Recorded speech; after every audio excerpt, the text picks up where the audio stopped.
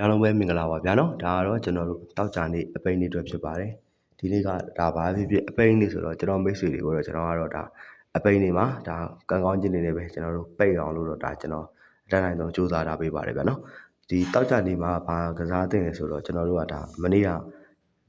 တစ်လေးပေါ့နော်တစ်လေးဆင်းလာတယ်တစ်လေးဆင်းပြီးတဲ့အချိန်တိုင်းမှာကျွန်တော်တို့ကစားသင့်တဲ့ကွက်က၄ခွက်ရှိပါတယ်နော်အဲ့ဒါကတော့1 3 1 5 1 9 1 9ပေါ့နော်ဒီ၄ခွက်ကိုတော့ကျွန်တော်ကအခုလောလောဆယ်တော့အောက်ကွက်အနေနဲ့ရွှေ့ထားပေးပါတယ်ဒီနောက်ပြီးတော့ဒီကြာသာပတိနေ့မှာဆင်းသွားတဲ့ပုံစံက4 3နဲ့1 4 4 3 1 4ဆင်းသွားတဲ့အတွက်4ထိပ်4ပိတ်ဖြစ်နေတယ်4ထိပ်4ပိတ်ဖြစ်နေတဲ့အတွက်ကျွန်တော်တို့ဒီတောက်ကြနေတနေ့ကုန်းမှာတော့ဒါ၄-9ချိန်ကောင်းပါတယ်လုံးဝရှိရင်တော့၄-9ချိန်နဲ့အဓိကထားပြီးတော့ကတ်ထိုးပါမှာပေါ့ကျွန်တော်ကတော့ဒီ1 4ဆင်းပြီးသားအတွက်ဒါထိုးတင်တဲ့ကနန်း၄ခွက်ကိုတော့ဒါအောက်ကွက်နယ်မှာရွှေ့ရတယ်အရန်ထဲမှာကတော့ကျွန်တော်ကီးနဲ့ပြန်ကတ်လိုက်တဲ့အချိန်မှာ40 90 2ခွက်တော့ပါတယ်ဒါပေမဲ့အဲ့ဒီ40 90 2ခွက်ကိုတော့ဖယ်လိုက်ပါတယ်ဒီနေ့ကီက9 3ကီပြီးရင် 1ချိန်ကပါဖြစ်၄ထိပ်၄ပဲဆင်းတဲ့အတွက်၄ 9ချိန်ဖြစ်တဲ့အတွက်၄ 9ချိန်ကို9 3ကီနဲ့ကတ်တဲ့ဟာကိုတော့ကျွန်တော်ကဒါ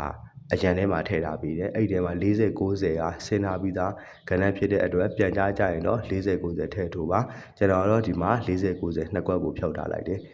အားလုံးပေါင်းတော့အောက်ကွက်က4ခွက်အရန်ကွက်ကတော့အားလုံးပေါင်း4ခွက်ပေါ့နော်အားလုံးပေါင်းတော့ကျွန်တော်တို့10ခွက်လောက်တော့ကစားရမယ်မိတ်ဆွေများအနေနဲ့ဒါအကွက်နဲ့ကစားခြင်းလို့ရှိရင်တော့တင်ခွက်2ခွက်ကိုတော့အဓိကထားပြီးစော်ပါအဓိကကျွန်တော်ကတော့အောက်ကွက်ကိုတော့ဒါစောစေချင်ပါတယ်သူကတော့အောက်ကွက်ကတော့4ခွက်ပဲရှိပါတယ်ဗျာနော်ဒါမိတ်ဆွေများအကြိုက်တူရင်တော့ကစားပါဗျကျွန်တော်တို့အဲ့ဒါကြောင့်ဒီတောက်ကြနေအတွက်ကိုကျွန်တော်တို့ကဏ္ဍလေးတွေကိုပြန်ဆင်ကြည့်မယ်ဆိုလို့ရှိရင်တော့ဒါထိုးရမှာကတော့အောက်ကွက်အနေနဲ့ဆိုလို့ရှိရင်တော့1 3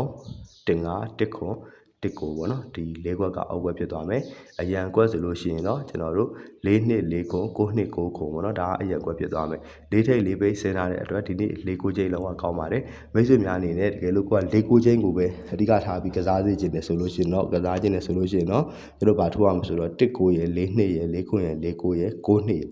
အဲ့ဒါလေးကိုတော့အဓိကထားပြီးစောက်ရမှာဖြစ်ပါတယ်ဗျာနော်အားလုံးပဲအဆင်ပြေကြပါစေကျွန်တော်ကတော့ဒီအောက်ကွက်ထဲက1 3နဲ့1 9ကိုကြိုက်တော့ဒါကိုတင်ခွက်နဲ့ရွေးရပေးခြင်းဖြစ်ပါတယ်ဗျာနော်မိတ်ဆွေများဒီနေ့တော့ဒီနေ့ကုန်ပေါက်ကြပါစေဗျာ